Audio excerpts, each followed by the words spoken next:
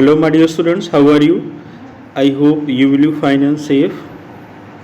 बेटा आज हम जो चैप्टर थर्ड मेटल्स और नॉन मेटल्स कंटिन्यू चल रहा था उसी पे हम आगे बढ़ रहे हैं। अब हम इस वीडियो में we will see about the what is the basic difference in the physical properties of metal and non metals.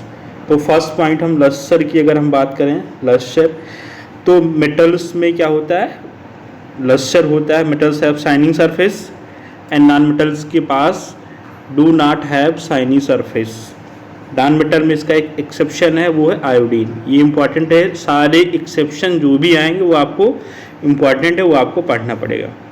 Second difference की बात करें तो हार्डनेस, तो metals are generally hard except sodium, lithium, potassium which are soft and can be cut with knife. ये line बहुत important है।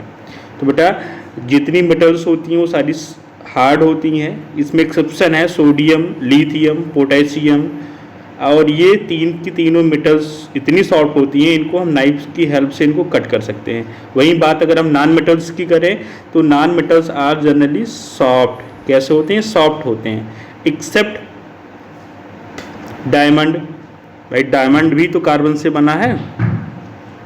Diamond A form of carbon which is the hardest substance in the nature.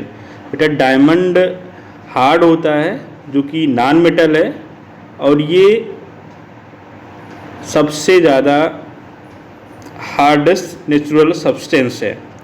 चलिए अगर हम next की बात करें, next differences की, तो स्टेट, तो metal exist in only one state that is solid. Metal कैसे होते हैं? सॉलिड स्टेट होती है, लेकिन इसका एक एक्सेप्शन है मरकरी। मरकरी बेटा क्या होता है? रूम टेम्परेचर पे लिक्विड के फॉर्म में होती है, तो इसका एक्सेप्शन क्या है? मरकरी।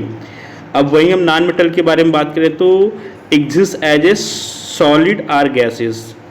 तो बेटा जो नॉन मेटल्स होती हैं वो सॉलिड और गैसेस के फॉर्म में दोनों एग्जिस्ट करती हैं। सॉलिड तो पता है आपको, कार्बन, और गैसियस में जितनी नोबल गैसेज हैं वो भी नॉन मेटल के अंतर्गत आती हैं। तो गैसेस तो दो फॉर्म हो गया, लेकिन इसका एक एक्सेप्शन है ब्रोमीन। ब्रोमीन क्या होता है? ब्रोमीन लिक्विड के फॉर्म में होते हैं। ब्रोमीन कैसा होता है? लिक्विड के फॉर्म में होता है। अगर हम फोर्थ डिफरेंस की बात करें that is a malleability. Metals can B beaten into the thin sheets. ये हम आपको बताएं मैलिएबिलिटी क्या होती है। Malleability means any substance that can be beaten into the thin sheet, मतलब किसी भी मेटल्स को पीट के अगर शीट के फॉर्म में कन्वर्ट कर सकते हैं तो that is the property of malleability. तो इसका एग्जांपल क्या है? Gold and silver are the most malleable metals. और वहीं पे अगर नॉन मेटल्स की बात करें तो जितने भी नॉन मेटल्स होते हैं वो क्या होते हैं? नॉन मैलिएबल होते हैं। Okay, I hope it will be clear. बेटा अगर फिफ्थ पॉइंट की बात करें वो है डक्टिलिटी। डक्टिलिटी में क्या होता है? जितनी भी metals can be drawn into the sheets. तो डक्टिलिटी किसी भी सब्सटेंस की ऐसी प्रॉपर्टी है कि उस सब्सटेंस को पुल करके, स्ट्रेच करके अगर वायर के फॉर्म में कन्वर्ट कर सकें तो ऐसी प्रॉपर्टी क्या बोलते हैं? डक्टिलिटी। तो मेटल्स में डक्टिलिटी होती है और non metals are non ductile. Non metal ductile नहीं होते हैं। अगर हम सिक्स डिफरेंस की बात करें, conductor of heat and electricity, तो आपको पता है metals are the good conductor of heat and electricity, जिसमें सिल्वर, कॉपर जो होते हैं ये बेस्ट होते हैं, ये बेस्ट हीट कंडक्टर होते हैं। लेड, मरकरी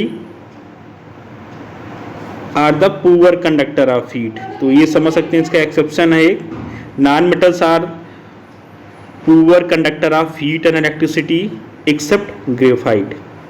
तो बेटा जितनी नॉन मेटल्स होती हैं सारी की सारी क्या होती है? Poor conductor of heat and electricity except graphite. बेटा ग्रेफाइट से क्या होता है? हीट भी ट्रांसफर हो जाती है और इलेक्ट्रिसिटी भी ट्रांसफर हो जाती है। अब बात करें, आपने फाइबर केबल्स का नाम सुना ही होगा, ठीक है, जिसमें टोटल इंटरनल रिफ्लेक्शन के थ्रू हम डेटा भेजते हैं, सिग्नल भेजते हैं, तो वहीं पे ग्रेफाइट का यूज़ होता है। अगर हम सेवंथ पॉइंट की बात करें तो दैट इज डेंसिटी। तो बेटा सॉलिड है, सॉलिड का मतलब इसके जो इलेक्ट्रॉन है पास पास हैं, एटम्स पास पास होंगे तभी सॉलिड बना है। तो अगर एटम्स पास पास हैं तो इसका मतलब किसी पर्टिकुलर वॉल्यूम में मास ज़्यादा होगा तो डेंसिटी भी ज़्यादा होगी। तो generally metals have high density and high melting point. बेटा डेंसिटी अगर ज़्यादा होगी तो मेल्टिंग पॉइंट अपने आप ज़्यादा हो जाएगा। इसका एक्सेप्शन दो है बेटा मेटल्स में, सोडियम एंड पोटेशियम। सोडियम और पोटेशियम की डेंसिटी क्या होती है, लो होती है। अब हम वहीं पे नॉन मेटल्स की बात करें, non metals have low density and low melting point. हमने जैसे बताया कि जो डेंसिटी होती है that is directly proportional to the melting point. If density is more, melting point will be more. If density is less, then melting point will be less. अब earth जो है, जो डिफरेंस होता है वो है सोनोरस। तो सोनोरस के बारे में आपको बता चुके हैं ऑलरेडी पहले लेक्चर में। Metals produce a sound on striking a hard surface. Metals को अगर हम स्ट्राइक करते हैं किसी हार्ड सरफेस से तो उसके अंदर एक साउंड प्रोड्यूस होता है, ठीक है। And sonorous sound are not produced in non metals. I hope clear हो गया होगा। अब 9th पॉइंट है oxide. Metallic oxide are basic in nature, याद रखना। तो मेटेलिक ऑक्साइड होते हैं वो कैसे होते हैं, बेसिक इन नेचर होते हैं।